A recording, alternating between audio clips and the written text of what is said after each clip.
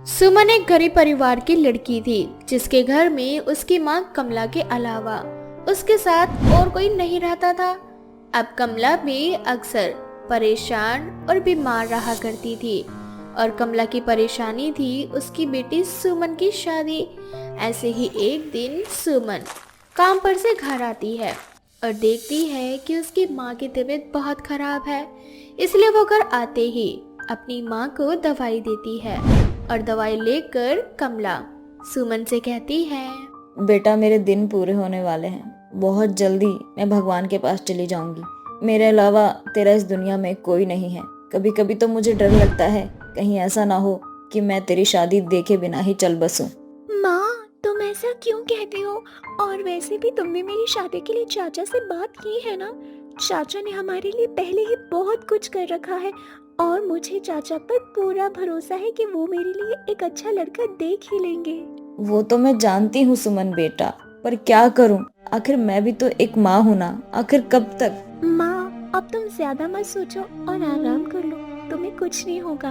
अब दवाई का असर कमला पर होने लगता है जिस वजह से कमला सो जाती है। ऐसे ही कुछ दिन बीत जाते हैं और सुमन का चाचा पवन उसके लिए रमन नाम के एक बहुत ही अच्छे लड़के का रिश्ता लेकर आते हैं। रमन बिना कोई दहेज लिए सुमन से शादी करने के लिए हाँ कर देता है और बहुत जल्द कमला मंदिर में बड़े ही सिंपल तरीके से अपनी बेटी की शादी करवा देती है। शादी होते ही कमला दुनिया से चल बसती है और बेचारी शरीफ सुमन बड़े घर की बहू बन जाती है। मैं तो एक गरीब लड़की हूँ जो छोटी सी नौकरी किया करती थी और अपना जैसे तैसे घर चलाया करती थी, पर शादी के बाद मैं इतने बड़े घर की जिम्मेदारी अकेले कैसे निभा पाऊंगी? सुमन ये सब कुछ सोच ही रही होती है कि तभी वहाँ उसका पति रमन आ जाता है और उसे परेशान देखकर उससे कहता है, सुमन क्या हुआ, तुम इतनी परेशान क्यों हो? कुछ नहीं रमन जी, वो दरअसल मैं एक गरीब घर की लड़की हूँ और अचानक इतने बड़े घर की बहू बन गई। मुझे समझ नहीं आ रहा कि मैं अपनी जिम्मेदारियाँ कैसे निभाऊंगी, कहीं मुझसे कोई भूल ना हो जाए। सुमन तुम डरती क्यों हो, मैं हूं ना तुम्हारे साथ। और वैसे भी तुम्हारी कौन से सास ससुर हैं इस घर में, सिर्फ मैं और तुम्हारा देवर अर्जुन ही तो है।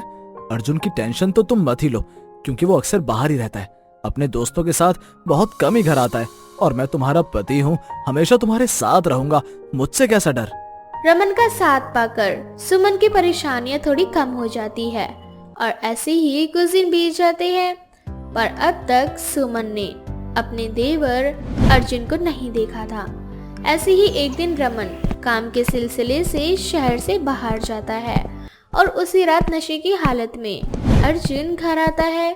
सुमन ने अर्जुन को आज पहली बार देखा था, इसलिए वो उसे पहचान नहीं पाती और दरवाजा खोलते ही अर्जुन से कहती है, आप कौन हैं? आज से पहले आपको कभी नहीं देखा इस घर में और इतनी रात में आप नशे की हालत में। रमन जी भी घर पर नहीं है, वो तो कल सुबह आएंगे। अगर आपको रमन जी से बात करनी है तो आप सुबह आना। ओह, तो तुम हो गरीब लड़की जिसे मेरे भाई ने इस घर की बहू बना दिया। सुन गरीब घर की लड़की, ये घर मेरा है, मेरा नाम अर्जुन है, तेरा देवर हूँ मैं देवर, इसलिए मुझे घर के अंदर आने दे। वैसे भी मैं बहुत ज्यादा थक गया हूँ। नशे की हालत में होने की वजह से अब तक अर्जुन ने सुमन को सही से नहीं देखा था। अर्जुन अंदर आ जाता है। अंदर आने के बाद अर्जुन गिरने लगता है, पर तभी सुमन उसे संभाल लेती है और उसे कमरे में ले जाती है।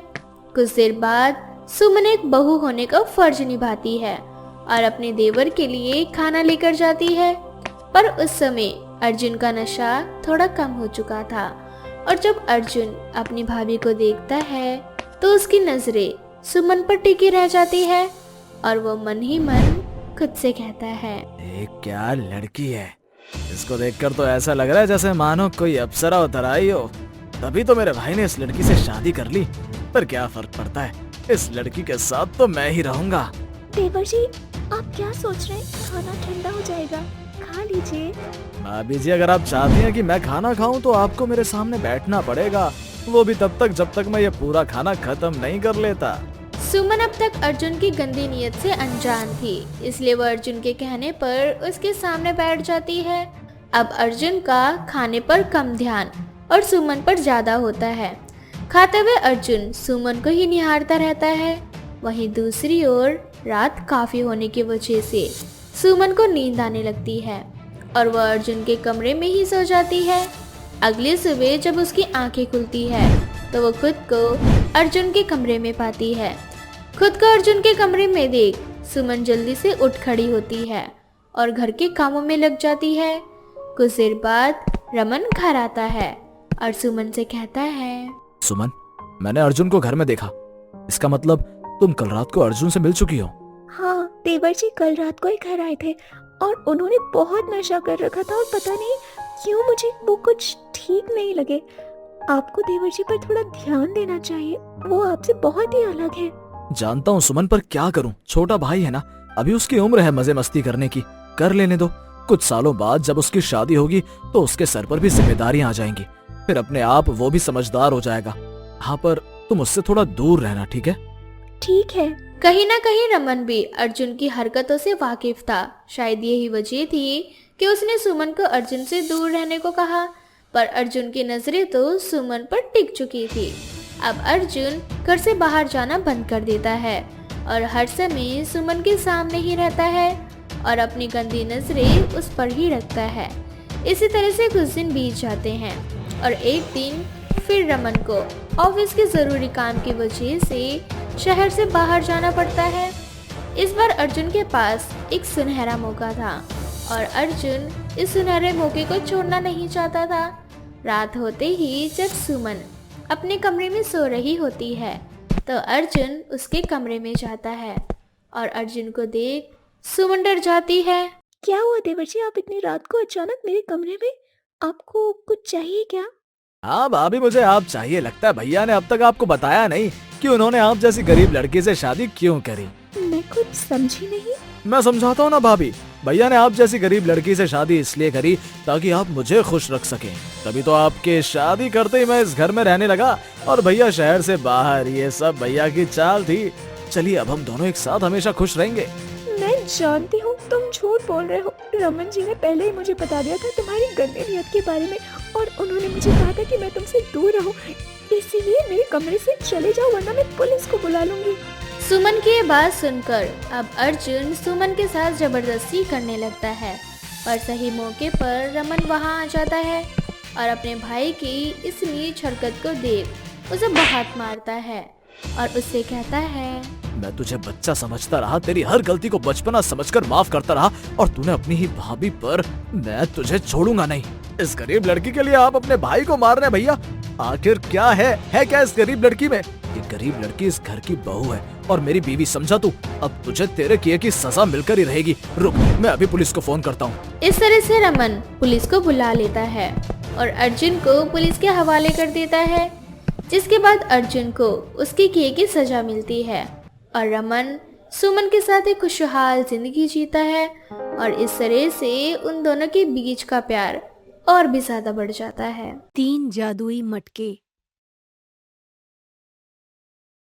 काव्या और उसकी माँ सुमन अपना घर छोड़कर दूसरे शहर में शिफ्ट हो जाते हैं, लेकिन जब काव्या अपनी माँ सुमन के साथ अपने नए घर में जाती है तो उसे उस घर में बिल्कुल भी अच्छा नहीं लगता और जब उसकी माँ अपने घर में सामान रख रही होती है तब काव्या अपनी माँ के पास जाती है और अपनी माँ से बोलती है, माँ, हम इस घर में क्यों आए हैं? आपको ही दूसरा घर भी तो ले सकती थी ना। काव्या बेटा, हमारे पास जितने पैसे थे उन पैसों से हमें इससे बेहतर घर तो मिल ही नहीं सकता। और तुम तो जानती हो ना कि तुम्हारे पापा को बिजनेस में कितना बड़ा लॉस हुआ है और बेटा इसी वजह से हमें अपना पुराना घर बेचना पड़ा। और देखो ये घर इतना बुरा भी नहीं है, इसीलिए यहाँ पर रहने की आदत डाल लो। काव्या बहुत उदास थी क्योंकि वह अपने सभी दोस्तों से, अपनी कॉलेज से और अपनी म्यूजिक क्लास से दूर किसी ऐसे घर में आ चुकी थी जहां आसपास खाली रास्ते के सिवाय कुछ भी नहीं था। लेकिन बेचारी काव्या करती भी तो क्या करती, वह अपने हालातों के साथ समझौता कर लेती है और उस घर में रहने लगती है। अब धीरे धीरे काव्या को भी उस घर में रहने की आदत पड़ जाती है। ऐसे ही एक रात काव्या गिटार बजाकर सोने जाती है, तभी उसे पियानो की आवाज सुनाई देती है। ये तो पियानो की आवाज है, पर ये आवाज कहाँ से आ रही है? काव्या ये सब कुछ सोच ही रही होती है कि तभी पियानो की आवाज आनी बंद हो जाती है और कुछ देर बाद उसे हारमोनियम की आवाज सुनाई देती है। अब काव्या अपनी जगह से उठ जाती है और अपने घर के बाहर जाकर आवाज का पीछा करती है। लेकिन जब वह अपने घर से बाहर जाती है तो म्यूजिक की आवाज जो उसे बार बार सुनाई दे रही थी वो आनी बंद हो जाती है। ये क्या? अभी तो यही कहीं से म्यूजिक की आवाज सुनाई दे रही थी, फिर ये अचानक से बंद कैसे हो गया? काव्या, तू बहुत ज्यादा सोच रही है, रात बहुत हो चुकी, तुझे अब चलकर सो जाना चाहिए। जिसके बाद काव्या एक बार फिर अपने कमरे में जाकर सोने की कोशिश करने लगती है, लेकिन एक बार फिर उसके कानों में म्यूजिक की आवाज आती है। फिर से म्यूजिक की आवाज। इस बार ये आवाज इस खिड़की की तरफ से आ रही है। इस बार वो आवाज उसके कमरे की खिड़की के पीछे से आ रही थी। उस खिड़की को देखकर ऐसा लग रहा था मानो जैसे सदियों से कभी किसी ने उस खिड़की को खोला ही नहीं। अब काव्या अपने बिस्तर से उठती है और उस खिड़की को खोलती है, जहाँ वे उस खिड़की के पीछे एक म्यूजिक क्लास देखती है। साथ ही वो अपनी खिड़की से देखती है कि एक बहुत ही सुंदर लेडी वहाँ कुछ बच्चों को म्यूजिक क्लास दे रही है। ये देखकर काव्या हैरान हो जाती है। मैं जब यहाँ आई थी तब यहाँ हमारे घर के अलावा और कुछ नहीं था। कमरे के ठीक पीछे म्यूजिक क्लास है और मुझे पता ही नहीं, परंतु इस समय भला यहाँ कौन म्यूजिक सिखाने के लिए जाता है? एक काम करती हूँ, इस बारे में कल माँ से बात करती हूँ और उसके बाद कल दिन में मैं भी म्यूजिक क्लास में वापस जाऊंगी। अगर इसकी फीस कम हुई तो मैं यहाँ आकर म्यूजिक क्लास ले लिया करूंगी। इतना बोलकर काव्या सो जाती है और अगले दिन अपनी माँ के पास जाती है और उस म्यूजिक क्लास के बारे में बताती है, जिस पर उसकी माँ काव्या से बोलती है। काव्या बेटा, मैंने तुम्हें कभी भी किसी भी चीज के लिए मना नहीं किया और तुम पहले भी तो म्यूजिक क्लासेस जा रही थी ना, परंतु अभी हमारे घर की स्थिति इतनी अच्छी नहीं है कि मैं तुम्हें फिर से म्यूजिक क्लासेस के लिए भेज सकूं। माँ, कम से कम मैं एक बार म्यूजिक क्लास में जाकर बात तो कर ही सकती हूँ ना, क्या पता वहाँ की फीस कम हो। काव्या, मुझे इस बारे में कोई बात नहीं करनी। तुम्हारे कॉलेज का लास्ट ईयर है, अपनी पढ़ाई पर ध्यान दो बेटा और मुझे जॉब ढूंढने के लिए जाने दो। इतना बोलकर सुमन वहाँ से चली जाती है और बेचारी काव्या उदास हो जाती है, जिसके बाद वो अपने कमरे में चली जाती है और अपनी खिड़की से उसी म्यूजिक क्लास को देखने लगती है और हिम्मत करके वो उस म्यूजिक क्लास में जाती है, जहाँ वे उसे वही लेडी मिलती है जिसे उसने रात में देखा था। उस सुंदर लेडी को देख काव्या उससे बोलती है, मैम, रात को आपको कुछ बच्चों को म्यूजिक क्लास में म्यूजिक सिखाते हुए देखा, क्या मैं जान सकती हूँ आप इतनी रात को बच्चों को म्यूजिक क्यों सिखा रही थी? आप दिन में भी तो बच्चों को म्यूजिक सिखा सकती थी ना। सिखा सकती हूँ, पर दिन में हमारे म्यूजिक क्लास की कुछ फीस होती है जो हर बच्चा नहीं दे सकता।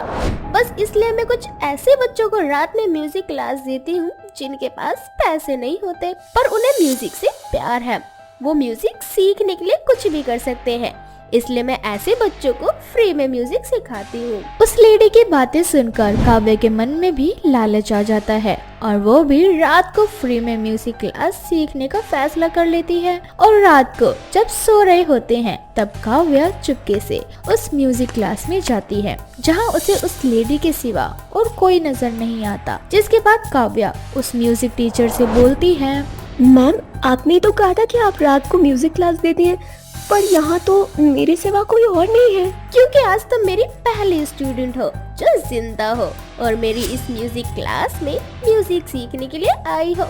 इतना बोलकर वो लेडी अपने असली रूप में आ जाती है और अपने सामने एक चुड़ैल को देख काव्या वहाँ से भागने लगती है, लेकिन सभी कमरे के दरवाजे अपने आप बंद हो जाते हैं और वहाँ रखे सभी पियानो, गिटार, हारमोनियम अपने आप हवा में उड़ने लगते हैं और अपने आप एक साथ बजने लगते हैं। ये सब देखकर काव्या को कुछ समझ नहीं आता और वो चिल्लाने लगती है और अपनी जान बचाने की कोशिश करती है, लेकिन चुड़ैल हवा में उड़ने लगती है और उससे बोलती है, ये चुड़ैल का म्यूजिक क्लास है और यहाँ सिर्फ एक ही म्यूजिक बजता है, तुम जैसे लोगों के चिल्लाने की आवाज।